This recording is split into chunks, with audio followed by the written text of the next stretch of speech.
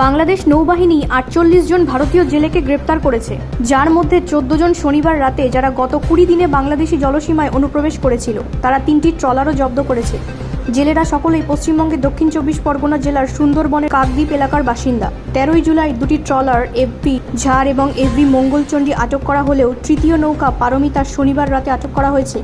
দক্ষিণ ২৪ পরগনার জেলা ম্যাজিস্ট্রেট শ্রী সুমিত গুপ্ত বলেছেন, জেলেদের গ্রেপ্তারের বিষয়ে প্রশাসন কেন্দ্রীয় স্বরাষ্ট্র বিভাগকে অবহিত করেছে। এটি স্থানীয় কর্তৃপক্ষের এখতিয়ারের মধ্যে পড়ে না, যেহেতু এটি আন্তর্জাতিক সম্পর্কের বিষয়, তাই স্বরাষ্ট্র বিভাগ এটি খতিয়ে দেখছে। মিস্টার গুপ্তা মিডিয়াকে বলেন, স্থানীয় সংবাদ মাধ্যমে শেয়ার করা ভিডিওতে দেখা গেছে যে জেলেদের বাংলাদেশি কর্তৃপক্ষের হেফাজতে রাখা হয়েছে। তাদের কবজি দড়ি দিয়ে কোমরে বাঁধা। অল বেঙ্গল ফিশারম্যান অ্যাসোসিয়েশনের সদস্য জয়কৃষ্ণ হালদার গ্রেফতারকৃত জেলেদের নিন্দা করেছেন এবং তাদের জন্য কঠোর শাস্তি দাবি করেছেন।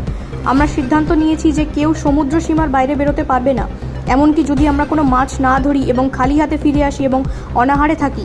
হালদার, যিনি কাকদ্বীপের বাসিন্দা, মিডিয়াকে বলেন। ব্যুরো রিপোর্ট, রাষ্ট্রীয় প্রসার বাংলা।